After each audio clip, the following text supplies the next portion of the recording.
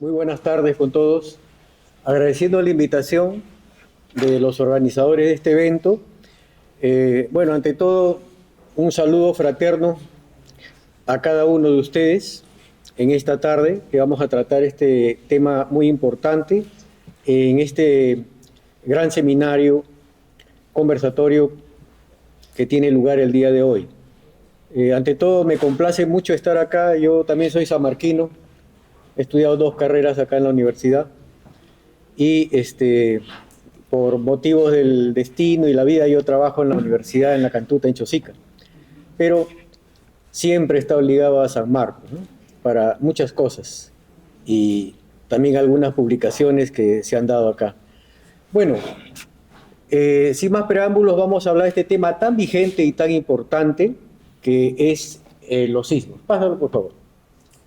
Miren, un maremoto, por lo general, es producto de un sismo, ¿no? Como nosotros ya sabemos, pero solamente cuando el sismo ha ocurrido en el lecho marino, porque hay sismos que ocurren tierra adentro y no son capaces de generar desórdenes en la marea, ¿no? Como en otros países, como el caso de Japón, se le llama tsunami.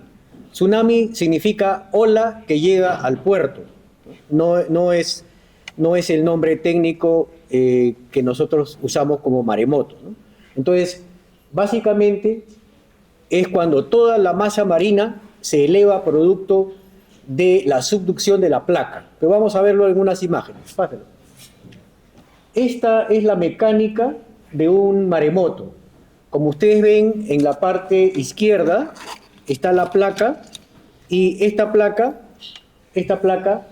que llamamos de subducción, esta es la línea de falla, fault line, y esta es la ola hacia arriba, donde este territorio que ha sido levantado, porque miren acá el estrato y acá abajo, esto continuaba aquí, ¿no? Pero esta parte se ha levantado, entonces la masa oceánica sufre un efecto de levantamiento y la ola se dirige hacia ambos lados, ¿no? Se hacen ondas, y esto, según la altura que alcance, va a llegar a los centros poblados, a la costa, ¿no? A la línea de costa.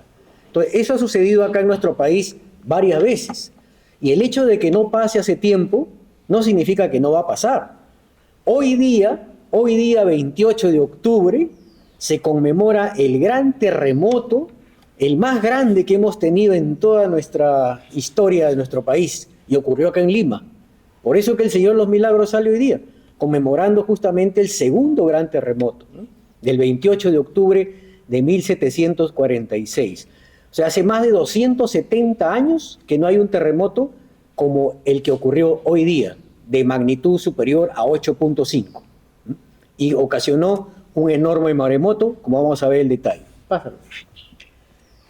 Este mapa de México que estamos viendo acá, por ejemplo, acá hay que mencionar el sistema de alerta temprana en México, que el sistema de alerta, ¿cómo funciona?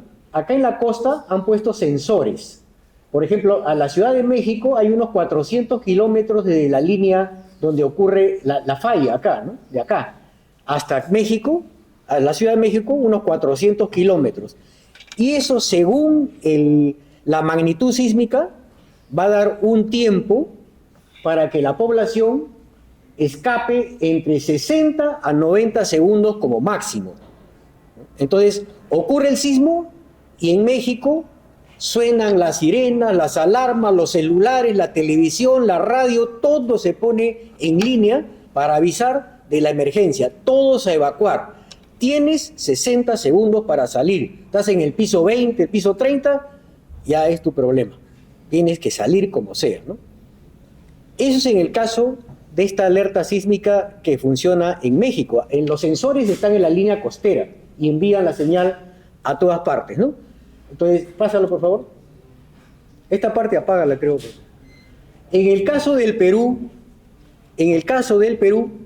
tenemos un problema, porque la línea de falla que está acá está muy cerca a la costa y en la práctica nos daría un margen de tiempo demasiado corto. Por ejemplo, si tenemos solo 70 kilómetros, mientras que en el caso de México era 400 kilómetros, eso nos daría más o menos unos 8 segundos.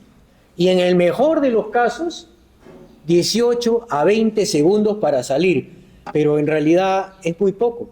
8 segundos para evacuar estando en un piso 10 o estando simplemente en tu tercer piso, segundo piso, 8 segundos es muy poco. Ese es nuestro problema. El sistema de alerta temprana, en el caso de Lima, funcionaría muy poco, porque muy poca margen de tiempo nos da por la cercanía de la línea de falla a la costa. Entonces, ahí tenemos un problema muy grave, ¿no? Sí. Entonces, esta es más o menos la mecánica que se sigue para hablar de un sismo, ¿no? Un sismo está la placa, en este caso, esta placa de Nazca se llama placa de subducción, la que se mete abajo, subducción, ¿no? Y cuando monta encima de la otra, se llama conducción. En este caso, esta es la figura que tenemos. Y esa penetración de la placa, el roce de esas dos placas es lo que ocasiona los grandes sismos, ¿no? Pásalo. Entonces, cuando hablamos de Lima, tenemos una historia sísmica muy interesante. Lima, la historia de la ciudad de Lima está marcada por 3 etapas. El primer periodo, desde la fundación de 1535 hasta el año 1687, que ocurrió el primer gran terremoto. Fecha 20 de octubre, 1687. Los 2 grandes terremotos han ocurrido en octubre. Es algo que no podemos explicar por qué. Los terremotos ocurren o en mayo o en octubre en nuestro país, por lo general. El último terremoto de 8 grados ocurrió el 20 de mayo de 1940, donde se terminaron de caer las casonas coloniales en Lima. Mayo, 31 de mayo. Yo he vivido el terremoto del 31 de mayo del 70, he vivido el terremoto del año 74, que ocurrió el 3 de octubre. 3 de octubre también, acá en Lima, provocando un tsunami también o maremoto en el Callao. Y San Bartolo, Pucusana, Punta Negra, etc. Entonces, la primera parte de la historia urbana de Lima es desde su fundación con Pizarro hasta 1687, en que ocurre el terremoto de 20 de octubre. En esa época se le llamaba la ciudad monasterio, donde se estaban formando los estilos típicos arquitectónicos de la ciudad de Lima. Todavía no existía el barroco llega después. El segundo periodo, después del terremoto, después de 1687, la reconstrucción, alcanza en Lima el gran barroco limeño. La reconstrucción da posibilidad de incrementar a los estilos barrocos, ¿no? Y ahí ocurre el segundo gran terremoto, el de 1746, 28 de octubre, como hoy, donde se cae todo nuevamente, todo lo que se reconstruyó se vino abajo. Y el tercer periodo es desde la reconstrucción de ese terremoto hasta el año 40, que les dije, el último terremoto de 8 grados, y ahí acaba un poco, se prolonga hasta nosotros la historia sísmica de la ciudad. 3 periodos sísmicos marcados por los terremotos. O sea, la ciudad de Lima está marcada sus periodos de evolución urbana por los terremotos. Pásalo, por favor. En este cuadro vemos, por ejemplo, periodos más específicos, pero acá con rojo está señalado 1687 y 1746, desastre sísmico, destrucción de Lima, maremoto en el Callao. Igual, los dos ocasionaron maremotos en el Callao. Esta, una ola de cerca de 10 metros de altura, el primer terremoto del 20 de octubre, 1687. Y el segundo terremoto ocasionó un maremoto donde la ola alcanzó hasta 20 metros de altura. Y eso va a volver a ocurrir nuevamente, queramos o no. Acá está el rango de los sismos, por el 20 de octubre y el 28 de octubre, ¿no? Ahí está, a las 5:30 de la mañana el primero, el segundo a las 10:30 de la noche. Entonces, acá se encuentran los rangos, ¿ves? 8.2, 8.5, el cálculo, ¿no? Porque en esa época no había, pues, sismógrafo, no había forma de medir los sismos, pero por la magnitud de los daños se sabe que ha sido un mínimo de 8.5. He señalado este sismo de acá, que es de el año 1655, porque este fue un primer terremoto que originó el culto al Señor de los Milagros. Ese fue. Donde el muro que pintó ese famoso negro de Angola fue el único que no se cayó.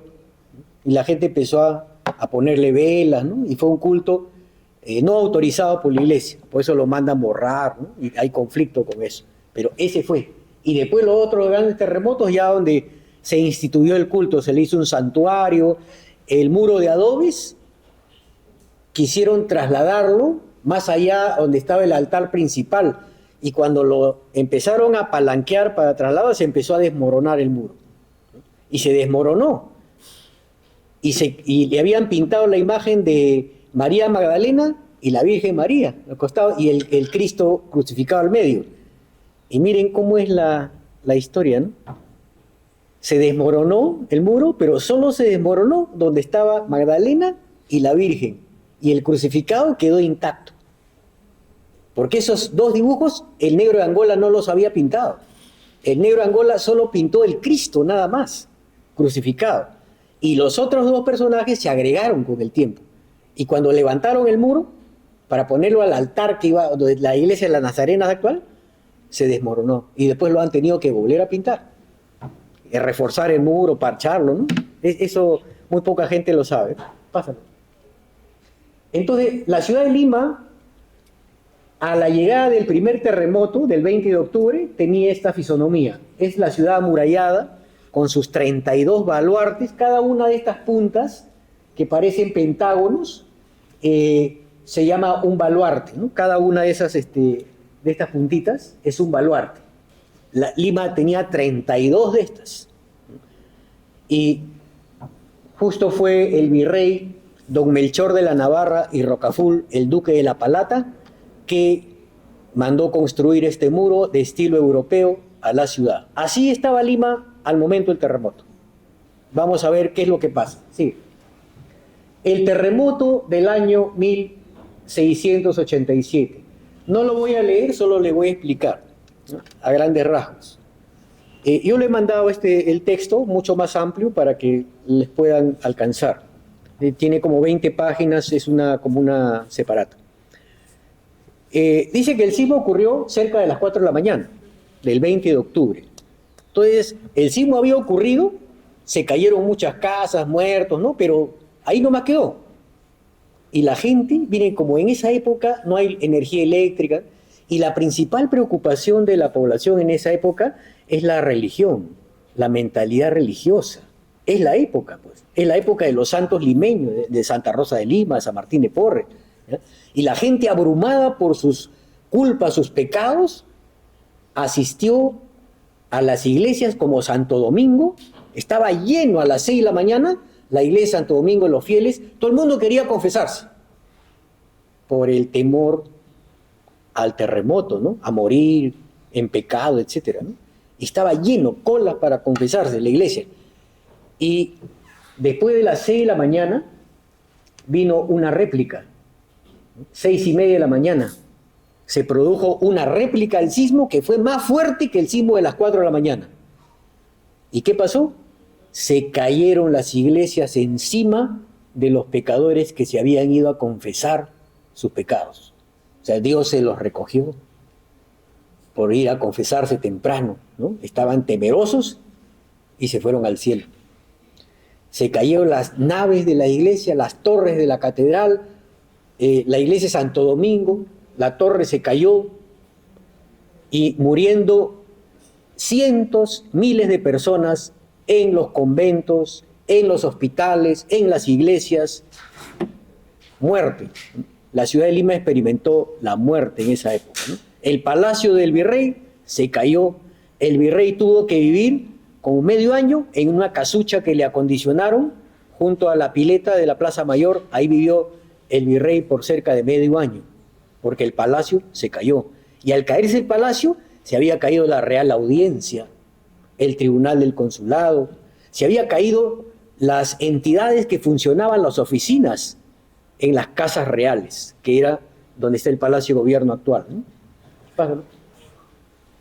Entonces, acá hay una descripción de las iglesias, los daños, ¿no? Que sería muy largo de explicar, pero esto está en el texto. Pásalo, por favor. Acá está, ¿ve? El virrey vivió hasta el 5 de enero del año siguiente en una casucha que se hizo en la plaza, ¿no? La Real Audiencia, la Universidad de San Marcos, el Colegio de San Felipe, se cayeron, el Colegio Real, que está atrás de San Marcos, atrás del Congreso, ¿no? Es un local de San Marcos, ¿no? Todo se cayó. Entonces, también se cayeron los hospitales. El de San Andrés, que está en la Plaza Italia, que era hospital para blancos, el de Santa Ana, que está al costado ahí, de la iglesia de Santa Ana, que era para indios, el hospital de San Bartolomé, para negros, el de la Caridad, para mujeres blancas españolas, y el de San Lázaro, que estaba al otro lado del río, en el hoy llamado distrito del Rima, que se llamó antes San Lázaro, y también se llamó Nueva Triana, la Nueva Triana. Esa era el hospital para leprosos, incurables, porque la lepra había llegado de África con los esclavos. Entonces, la gente decía, no, estos esclavos leprosos hay que mandarlos fuera de la ciudad. ¿Y dónde era fuera de la ciudad? Pasando el río, 2 cuadras más allá nomás. Eso es lejos de la ciudad. En esa época eso era lo más lejos de la ciudad. Ahí había el hospital de leprosos, que tenía su capilla. Esa capilla es la que hoy día llamamos Iglesia de San Lázaro. Pero no es el Lázaro, el amigo de Jesús, el que muere, no, ese es otro Lázaro. Este es un Lázaro del Antiguo Testamento, es otro personaje, un leproso, que los perros, dice, lamían sus heridas. Él se sentaba en la puerta del templo y los perros venían a lamerle las heridas. Es la historia un poco de Lázaro, el del Antiguo Testamento, ¿no? Entonces, esa es la fisonomía más o menos de la época, ¿no? Esta pintura que ustedes están viendo acá es un ejemplo muy interesante y único del terremoto. Miren ustedes la Catedral de Lima. ¿Cuál es la particularidad? Que no tiene torres. Este es un pequeño campanario que se habilitó porque las torres se cayeron. Una se cayó para afuera y otra encima de la nave principal. Así, esta es una pintura de 1715, o sea, después del terremoto de 1687. Así estaba Lima. Se reconstruyó, pero las torres todavía no. Y esta es como una imagen congelada en el tiempo, ¿no?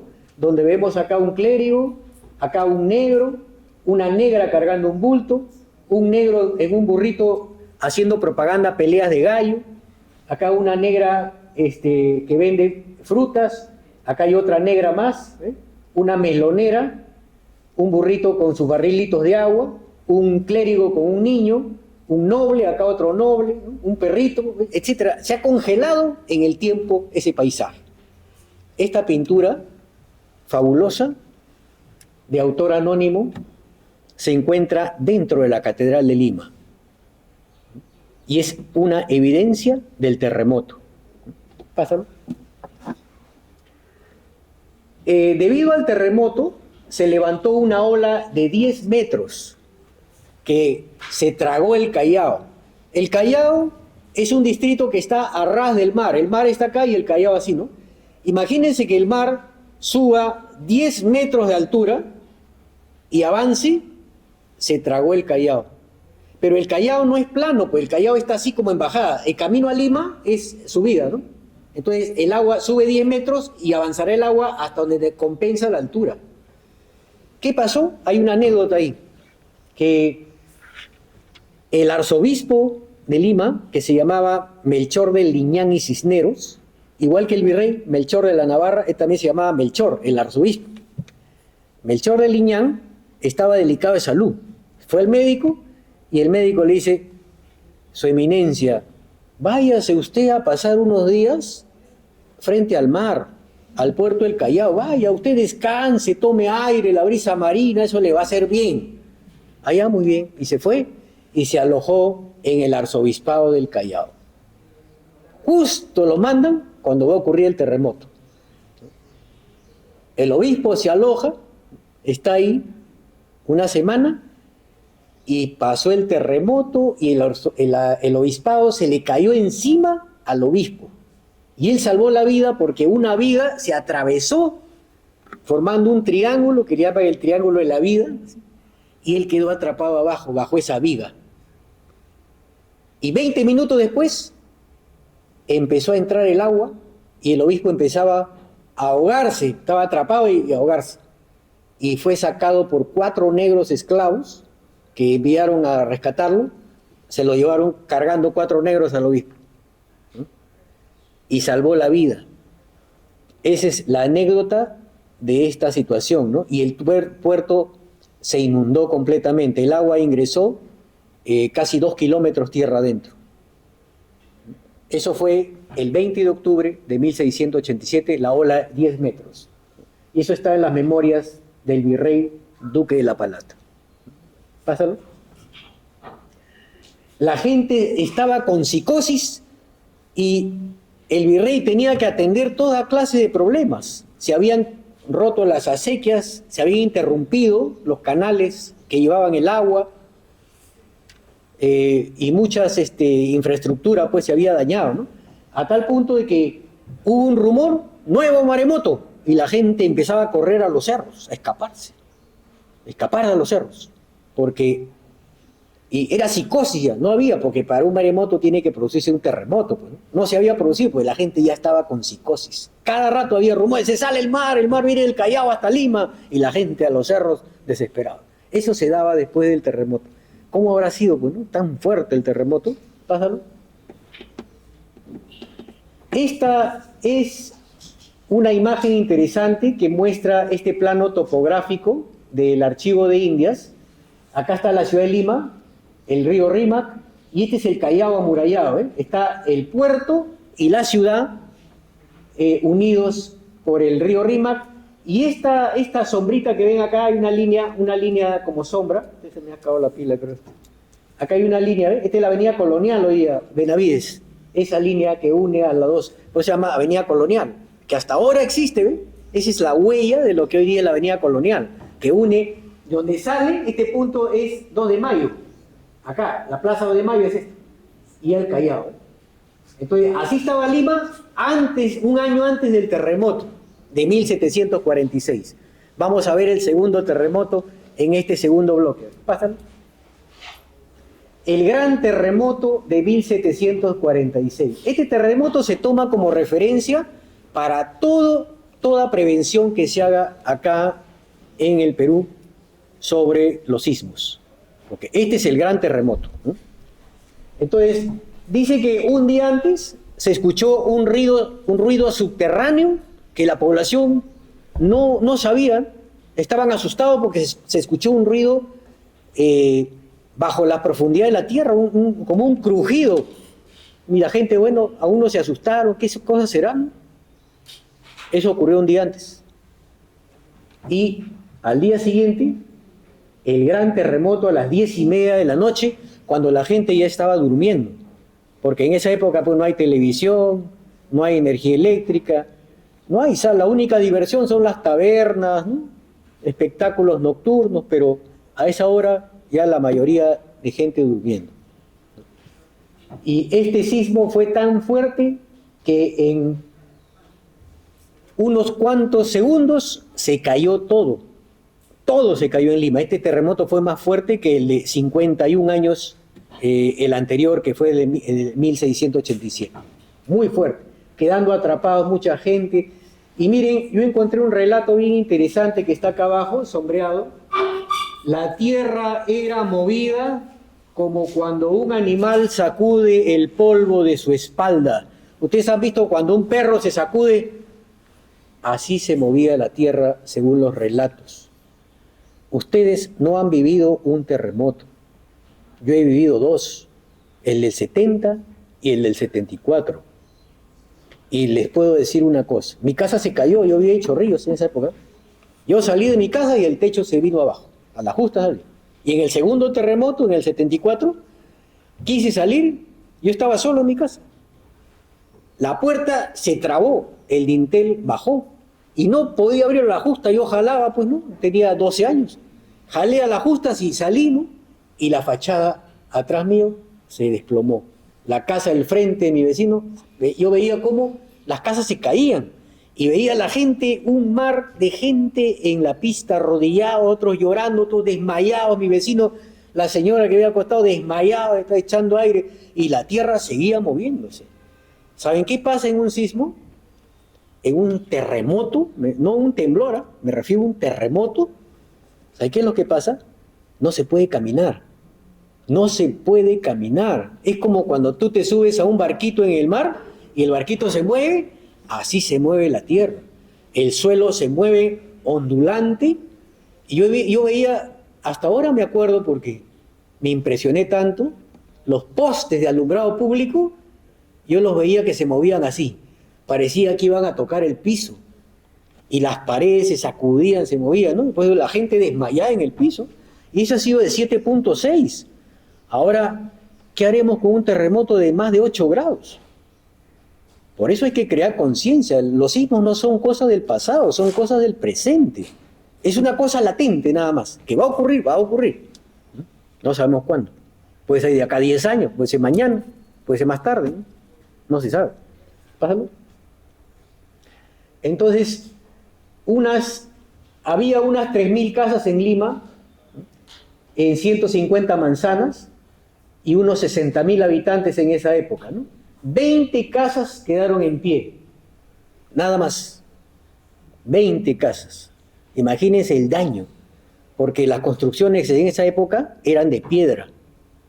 Y luego se prohibió que la reedificación de Lima, se prohibió que se haga de piedra nuevamente. Por eso se adoptó la quincha, el yeso, el adobe, que era más flexible. Por eso en la Catedral de Lima, usted entra a la catedral, las columnas son enormes, gruesas, pero usted las toca así.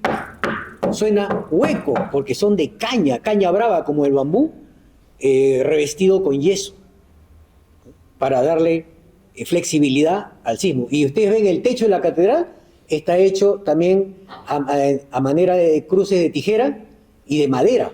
Los techos de madera, ya no es.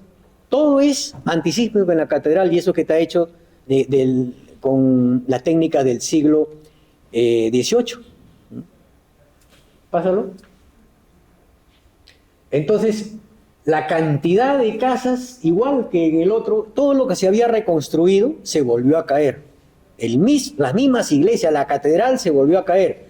Vamos a ver algunas imágenes. Pásalo, por favor. El maremoto. El maremoto en el Callao tuvo una ola de 20 metros más o menos. Acá hay un dato importante, miren. Dice, 23 buques habían anclados en el puerto el día del sismo. Acá, 23 buques. De estos 23, 19 se hundieron por el maremoto. Es que el maremoto no solamente es que se sale el mar. El maremoto hace que el mar se comporte de una manera bien extraña. El maremoto crea remolinos gigantes que empiezan a tragarse las embarcaciones. 19 fueron tragadas por el mar y las otras 4 fueron llevadas por las olas tierra adentro. Ahora les voy a mostrar un plano de reconstrucción de dónde quedaron esos barcos. Pásalo, por favor. Esta pintura es del virrey José Antonio Manso de Velasco, llamado el Conde de Superunda. Una calle de Lima lleva su nombre, la que está del Palacio de Gobierno, entre el Palacio y la Municipalidad de Lima, la calle donde está la iglesia de Santo Domingo, Conde de Superunda.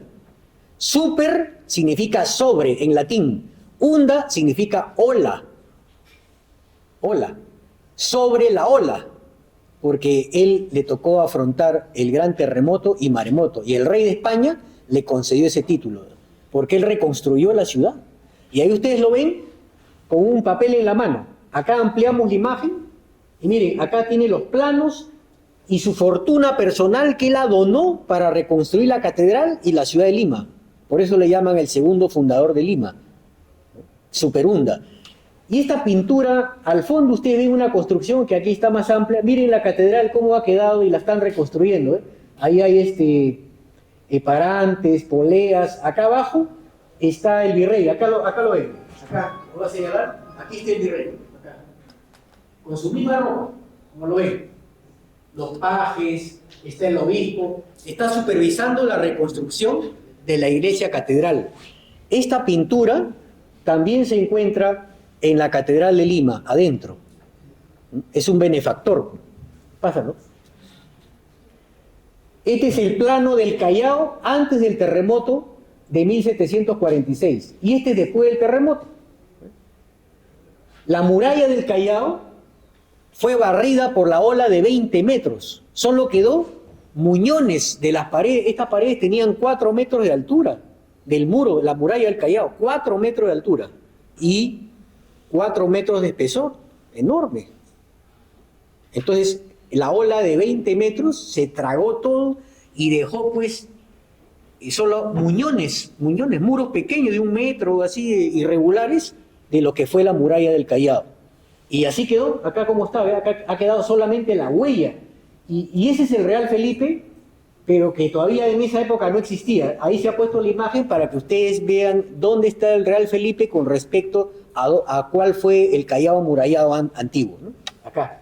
¿Ve? Ahí está la huella y el agua, son lagos que quedaron con agua acumulada por mucho tiempo después del terremoto, porque el mar se salió. Y acá en la avenida Colonial hay una iglesia que se llama Carmen de la Legua. Está por un bypass acá, en la avenida Colonial. Hasta esa iglesia, hasta ahí llegó el agua del mar. Está documentado. Hasta ahí llegó el agua, hasta la iglesia Carmen de la Legua. Entonces, pásalo. Estas son pinturas que ilustran el movimiento del mar en el terremoto de 1746. Miren cómo el mar se ha batido, se ha hecho pues un remolino, si se tragaba las embarcaciones que tenían esas características, ¿eh? En esa época. Son pinturas del maremoto de esa época, ¿no? Hay gente que lo ha visto y ha pintado un aproximado de lo que habría sido, ¿no? Pájalo. Esta es una, es que está en PDF, en PowerPoint se ve la animación cuando entra este barquito, se ve que entra hasta acá y va a encallar acá donde voy a señalar. Aquí. Donde está este cuadradito, ahí. Ese es el mercado del Callao hoy día. En el mercado del Callao hay una cruz blanca de madera. Esa cruz, esa madera está hecha de ese barco, que la ola lo trajo y lo encalló, lo depositó ahí. Ese es el navío San Fermín. Vamos a ver detalles de ese navío. Pásalo. Miren, este plano yo lo he reconstruido con datos del Archivo de Indias. Yo estuve en el Archivo de Indias el año pasado y se ha reconstruido, miren, donde están los barquitos, y ahí está el Real Felipe. Ahí encallaron 4 barcos que el mar los dejó ahí y a los otros 19 se los tragó. Entonces, esos son los lugares donde el mar nos dejó esos 4. Y del número 3, el 3, el San Fermín, el que está arriba, acá a la derecha arriba, ese es al costado del mercado del Callao. Veamos la foto, pásalo. Miren, este mascarón de proa, hay un niño sentado en esta mujer, esta estatua de madera, una escultura, ese es la proa. ¿No ha visto que los barcos tienen una mujer en la proa, ¿no? La punta que va así, ¿no? De adorno. Ese es el del navío San Fermín. Allá lo ven en una hornacina, ¿ves? Estuvo en una esquina del Callao muchos años, ¿eh? Así como acá. Esta es una ampliación, ¿eh? Es una foto pues de los años 60 más o menos. Pásalo. Ahí está el dibujo del virrey y la cruz, miren, esa es la cruz que se hizo con la madera, el mástil de ese barco. Acá está el mercado del Callao y acá hay una cúpula donde la gente prende sus velitas. Esa es la cruz del maremoto, que hasta hoy está en el Callao. Hay una foto más moderna. Ahí está, ¿ven? Este es el mercado del Callao, ahí está la cruz, sigue la cruz acá en esta cúpula. Ese es un mudo testigo de que hasta ahí encalló ese barco. La ola de 20 metros se tragó y mató a casi todos los habitantes del Callao. Solo 20 personas quedaron con vida en el Callao de algunos miles que vivían en el puerto. Pásalo. Este es el diagrama de cómo se produjo la ola. ¿Ve? La ola llega, choca con la isla San Lorenzo y una parte se va al Callao. Y ahí se puede ver, donde dice Callao, ahí está la sombrita del navío San Fermín, ¿ve? Que se lo arrastraba tierra adentro. Y la otra ola llegó hasta Chorrillos. Ahí está la isla del Frontón, San Lorenzo. Eso es la mecánica de este maremoto. Yo este dato no lo conocía hasta unos 5 años, que leyendo los documentos y otros datos, me di con la sorpresa, un dato muy desgarrador, ¿no? De cómo habrá sido en esa época. Miren, 4, 5, 6 días después del terremoto y maremoto, algo inédito sucedió. El mar en las costas de Miraflores, Barranco y Chorrillos empezó a botar muebles, ropas, joyas y cadáveres. Cantidad de cadáveres varaba el mar en las costas, todo lo que es la Costa Verde hoy día. Entonces los negros y los indios dijeron, ¿no? Hoy está saliendo joyas, ropa, vamos a agarrarnos, ¿no? Y ellos iban, pues, que eran las clases menos favorecidas, iban a coger todo lo que podían. Salían muebles, maderas, de los muebles finos que se había llevado el agua, de los barcos también, pues tenían joyas, cosas, ¿no? Y el virrey tuvo que dar una ley marcial y decir, una orden, nadie se acerca al mar. Han puesto soldados que cuiden, persona que se acerca al mar, inmediatamente lo matan, ley marcial, será ajusticiado, ahí, listo, un balazo. Prohibió para evitar los robos, cuerpos botaba el mar en cantidad, aparte de los que estaban muertos en la ciudad, pues, ¿no? Imagínense, la ciudad, dice que ya había pasado un mes del terremoto y la ciudad apestaba a muerte, a putrefacción de los cadáveres, porque los cadáveres seguían aplastados en sus casas. Los hospitales se habían caído encima de los enfermos, de los médicos y de enfermeras. Los conventos de clausura de Lima se habían caído encima de las monjas, estaban muertas ahí, ¿y quién la va a sacar? Pues en esa época no hay tractores, no hay nada. Imagínense sacar uno por uno con pala, con picos, ¿no? Eso demora una eternidad, sacar miles de cadáveres. Por eso hay una explicación ahí, dice que el virrey mandó excavar grandes fosas frente a los atrios de las iglesias, de 3, 4 metros de profundidad y 20 metros de largo, para enterrar a los cadáveres, porque ya no había dónde enterrarlos. ¿Dónde se entierra a las personas? ¿Dónde? No hay cementerio en esa época. El cementerio Presbítero Maestro se construyó en 1808, pero estamos hablando de 1746, casi un siglo antes, ¿no? Casi 80 años antes. Entonces, ¿dónde se entierra la gente? El lugar donde se enterraban eran las iglesias, las catacumbas. Pero ¿cómo vas a enterrar a 10.000 personas en un solo momento? No se puede, no hay capacidad. Por eso que se tenía que hacer fosas, echar los muertos y cal viva encima para que se deshaga la carne y no apeste, ¿no? Pero era muy tedioso sacar a los cadáveres y una pestilencia tremenda. Toda la ciudad apestaba, pues, a muerte, ¿no? Por los miles de muertos y las caballerizas, caballos, perros, burros muertos, había de todo. Y eso trajo enfermedades, epidemias, gastrointestinales y más muertes todavía a los que ya se padecían, más los heridos. Para Lima fue el fin del mundo en esa época. Pásalo. El virrey, pues, supervisaba a caballo al día siguiente los daños y no sabía qué hacer, pero él mandó reconstruir los molinos. Ustedes han caminado seguramente ahora por Halloween o ahora que se acercan las fiestas de fin de año, habrán ustedes caminado por Andahuaylas en Lima, la calle Andahuaylas que va al barrio chino, ¿no? La calle donde venden todas las cosas de Halloween. En esa calle pasaba un río que se llamaba el río Huatica. Ese río daba movimiento a 7 molinos. En Andahuaylas había 7 molinos que molían el trigo para hacer harina y hacer el pan. Uno de esos ustedes conocen, pero de repente no saben que lo conocen. Mesa redonda. ¿Por qué se llama mesa redonda?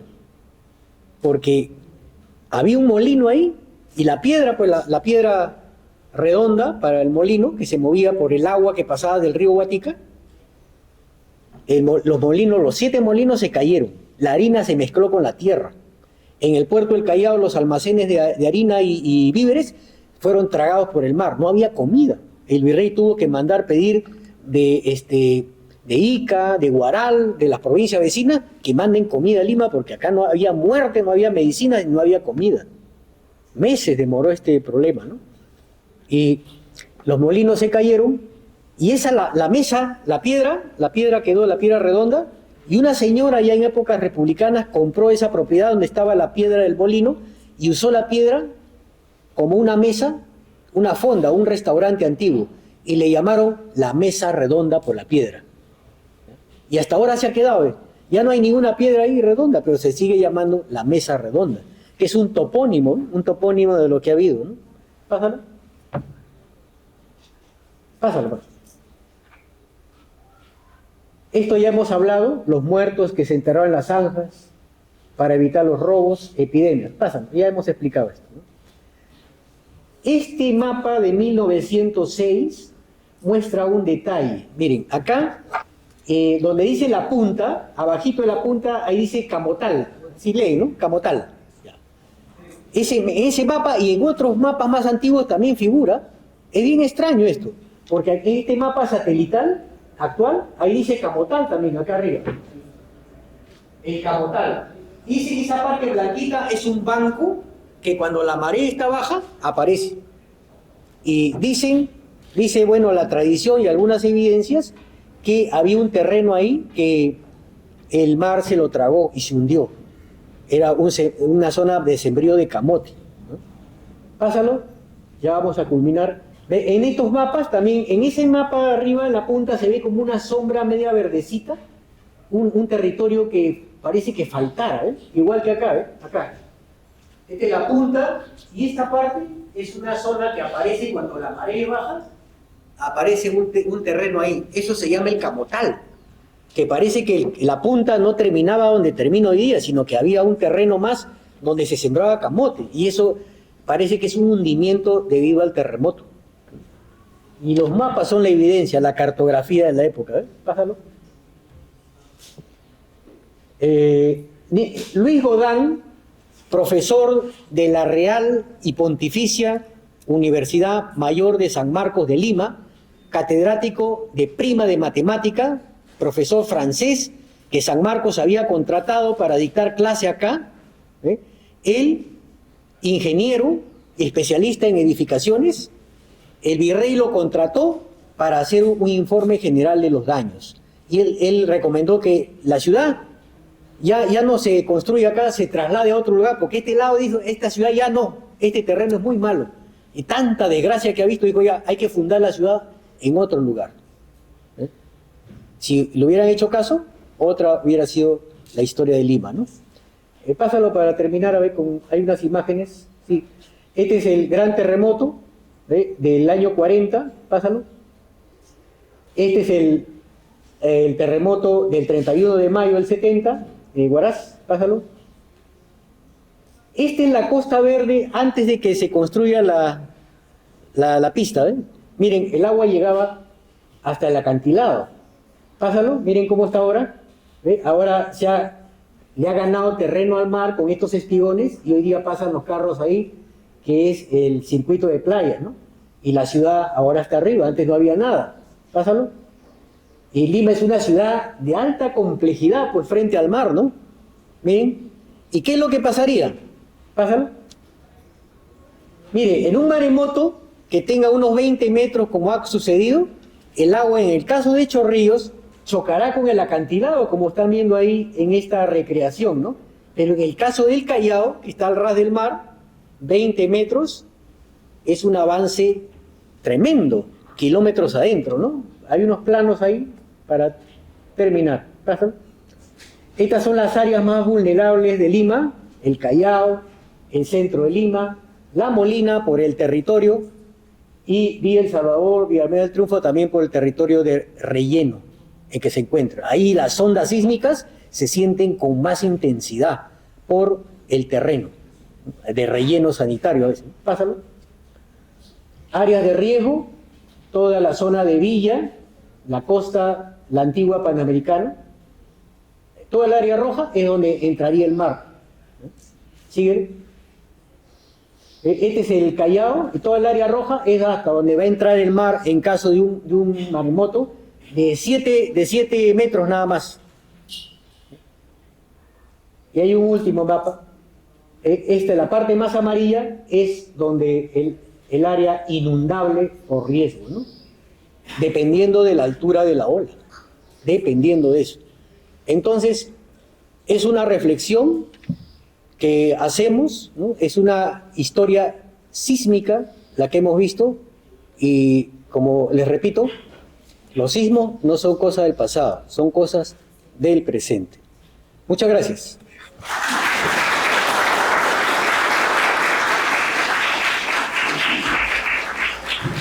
El barco quedó en el mercado del Callao, que quedó la asta y todo. ¿Qué ocurrió y qué se hizo con el resto del barco?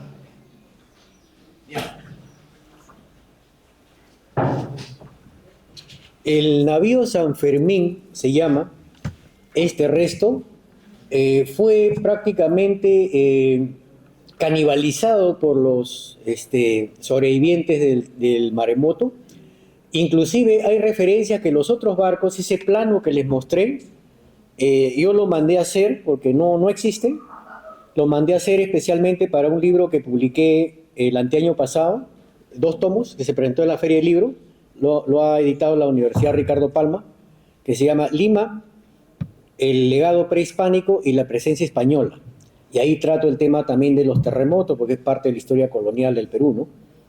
Entonces, ese plano lo hemos reconstruido en base a la información que estaba suelta, hasta dónde llegó la ola, qué barco se tragó, y dice las referencias que he consultado que los barcos que encallaron representaban un atractivo pues para los sobrevivientes, porque decía, en ese barco hay comida, hay frazadas, nosotros estábamos muriendo de hambre, y quería la gente treparse porque el barco es alto, y muchos se trepaban a robar. Había cera, había joyas, plata, telas, que tanto de exportación como de importación. Entonces la madera de ese barco fue canibalizada por la gente, y lo que quedó como el mástil, que es la parte más alta, es lo que se hizo la cruz, que se llama la Cruz del Maremoto, ¿no? Y estos navíos ya con el tiempo fueron pues saqueados, como les digo, y su madera utilizada para hacer casuchas o la gente sobreviviente, ¿no? Con el tiempo ya fueron partidos, la madera utilizada como leña, no había nada, pues. En esa época el combustible es la leña, ¿no? Eso es lo que les puedo manifestar. Muchas gracias. ¿Hay otra pregunta? Sí, buenas tardes. En el caso de una investigación de historia sísmica, ¿qué fuente primaria de ese periodo colonial nos recomendaría? En el archivo de Indias están relatos de primera mano, está las memorias de los virreyes, que también hay una publicación acá de varios tomos. La memoria del virrey don Melchor de la Navarra, él tiene todo un capítulo donde dice descripción de la gran calamidad ocurrida el 20 de octubre de 1687. Y luego el virrey conde Superunda, Manso de Velasco, también en su memoria hace referencia a la gran catástrofe, y él da cuenta ahí de todas sus acciones. Dice, envié a tal general con un destacamento a ayudar a esta gente. Él dice, organicé a los gremios de panaderos para que reconstruyan un molino, aunque sea por emergencia, para hacer el pan, a los inspectores de aguas para que rehabiliten las acequias, porque las acequias se habían tapado. Organizó a diversos gremios para ayudar a la gran catástrofe que ha habido en Lima, ¿no? Luego, esa es la memoria de los virreyes. En el archivo de Indias se encuentran documentos sobre la gente que perdió sus casas, sus bienes, los informes que hay sobre el evento sísmico, Y último han publicado, lo he visto por las redes, han publicado, el Archivo de la Nación ha publicado un documento donde está la descripción de un comerciante que se iba de viaje a Ica, de Lima a Ica, y el terremoto le agarró en el camino.